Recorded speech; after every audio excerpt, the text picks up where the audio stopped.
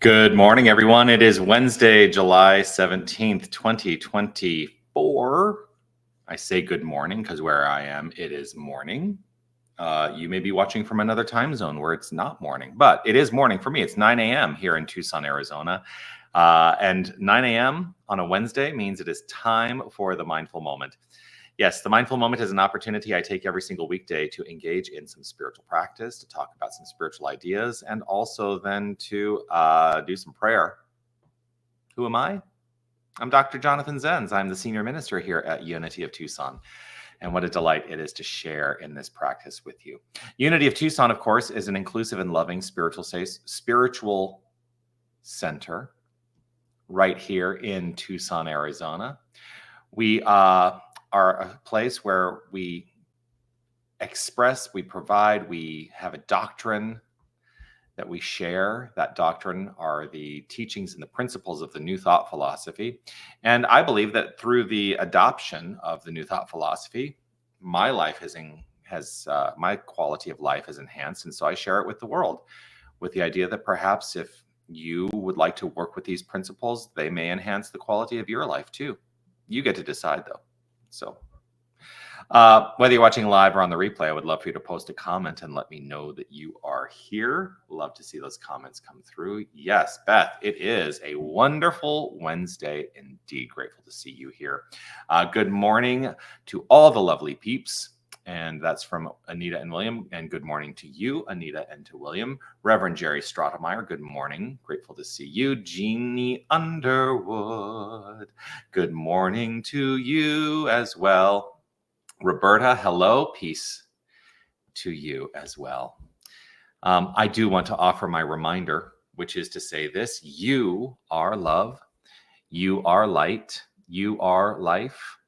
You are magnificent. And I am so grateful that you shine your light and share your magnificence. Please do keep doing that. And Sherry, nice smiley face there. Grateful to see you this day.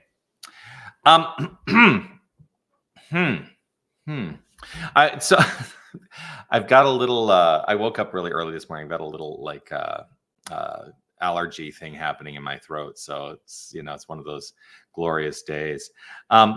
So what do you want to talk about today? Do you have any ideas? I keep putting it out there. If you have a question that you want to ask, you feel free to put it in the chat. Let me know what you're thinking about. Is there a spiritual question that you have that you would like me to address? Yeah, so if something comes up for you, go ahead, put that in there. I do have this idea, though, about the nature of communication.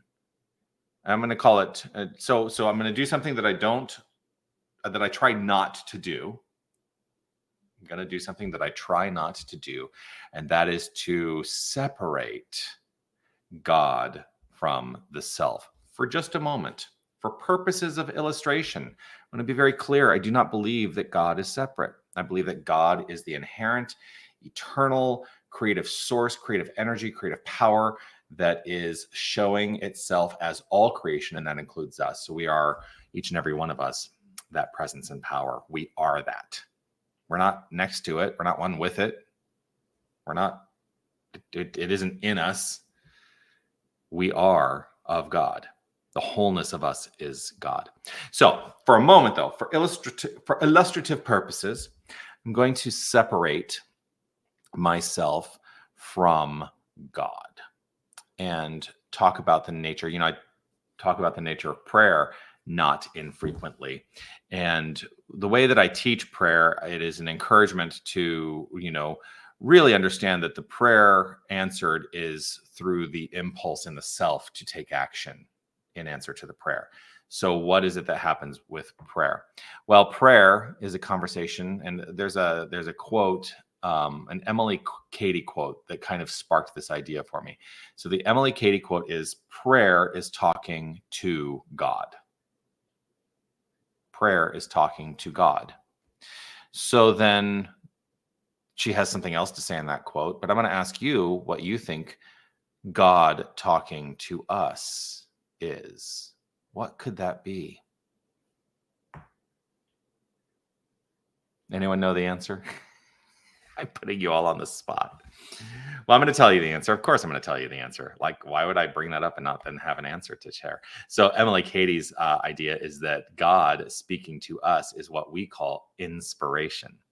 And so we speak to, yes, Sherry, inspirarion, but inspiration, I understand what, a little typing there. Sometimes our fingers get in the way. I am like on my phone, especially, I'm the worst typer.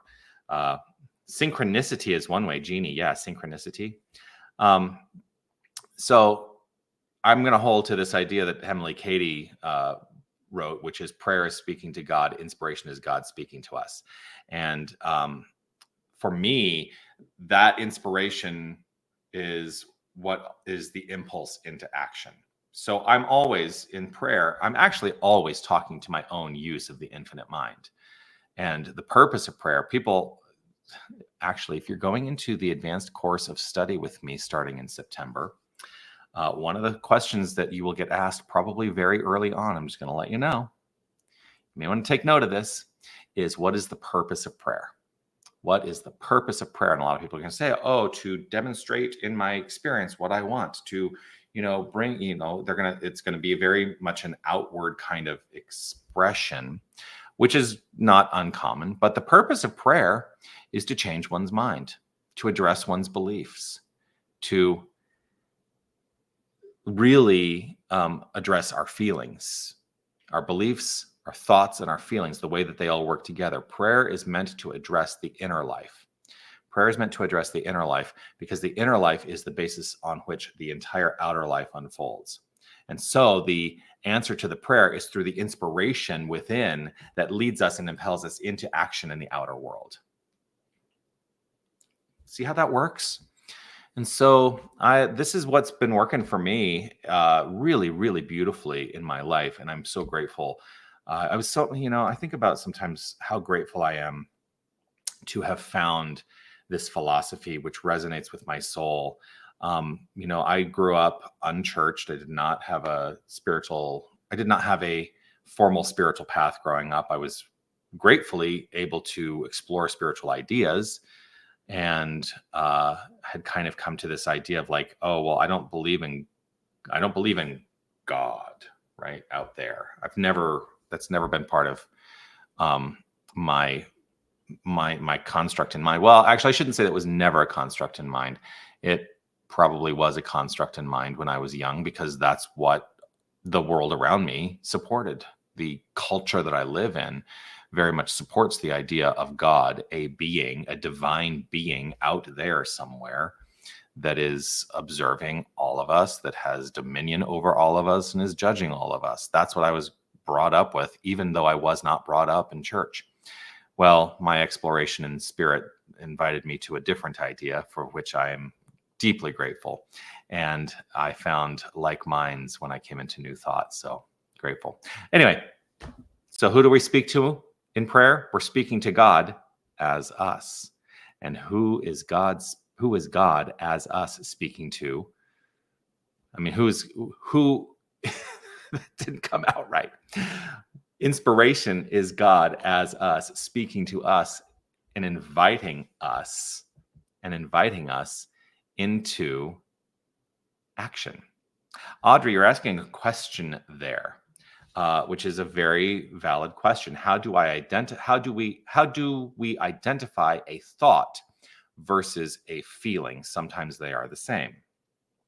What I would say is that a thought is an active, constructive, I'm not going to say lower level, because I don't like to put these things in terms of hierarchies, but so a thought is neutral. I actually talked about this yesterday because there was a question about neutral thoughts. So thoughts in and of themselves, all thoughts are neutral. This is good. All thoughts are neutral. And it is only when they are infused with feeling that they become active thoughts. So there's a very fine line, I think, in terms of how we differentiate thought from feeling. But feeling is the tone of the thought. That's how I would describe it. Feeling is the tone of the thought. The feeling also then can demonstrate itself. It can come out into expression through our emotional expression. Our emotional state is the expression of the feelings, the tone of our thoughts. So in the same way that I can have the thought, I love you, and I can be speaking, the feeling tone around that thought can be one of pure bliss and joy for the person, toward the person that I am offering that sentiment to. Now, I could also say, I love you. The feeling tone is very different in that, because perhaps it is someone that has disappointed me in some way. And so there's a different feeling tone. So that's how I would differentiate. Same thought, different feeling tone. And those are causative in our lives to have an effect in our lives in different ways. All right. So that's the thought. Those are the thoughts for today. And I invite you to see how you feel about those thoughts, right? Like, that's really the key. What is the feeling tone around the thoughts that are expressed here? Do you agree? Do you not agree? It's all up to you. It's all up to you. And I think that feeling, a feeling to me is the fuel. I always call it the fuel and the engine of creation, because without feeling, thoughts are neutral. They are. Yeah. I'm getting clearer on this all the time. And it does run in the face of traditional New Thought, because New Thought says, hey, thoughts are the primary key. They're the factor. They are the factor of creation. But I really think it's the feeling tone around the thoughts that is rooted often in belief. And your belief has effect on both your feeling and your thought. Okay, I'm done. I'm going to pray. I'm going to talk to God as myself, and I invite you into this practice with me. Let's just take this opportunity to relax right where we are. Let us take this opportunity to relax right where we are.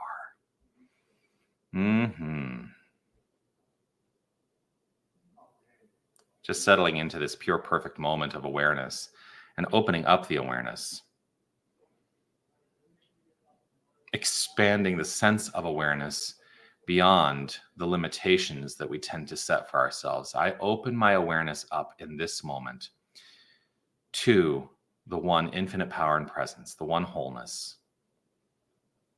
I open my awareness up to the awareness of God. This greatness on demand, energy that is flowing into expression as all creation. There is nothing separate from the infinite. There can be nothing separate from the infinite by its very definition. For separation is limitation, is the finite. And so I let go of limitation. I let go of a sense of the finite, and I open up to the infinite, knowing that I am part of the infinite wholeness, as we all are, each and every one of us. And in this open state of mind, in this openness of heart, I root myself in a feeling tone of joy, of bliss, of harmony, of magnificence, knowing that as I speak my word, it is the activity of God speaking to itself.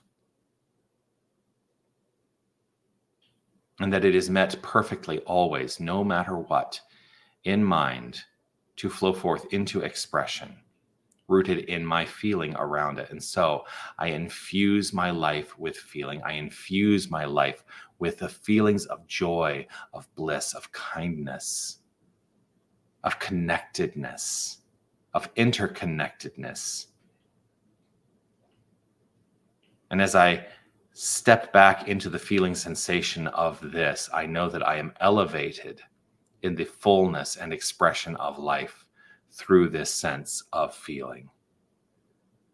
I relax, I trust, I know I allow the unfoldment to do its perfect work, and I let it be so. With gratitude and appreciation overflowing from within, I trust that my word spoken flows forth into expression, easefully, effortlessly, and joyfully. I let it be so, and affirm it by saying, and so it is. Amen.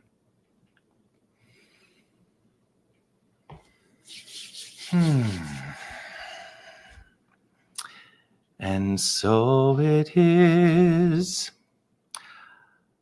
Always a delight to share time with you. Thank you for joining me here today. I will be back tomorrow for the mindful moment. I do want to give you a heads up. There is a very slight possibility that I may have to pre-record tomorrow, so I will not be live because of something that's happening in my life.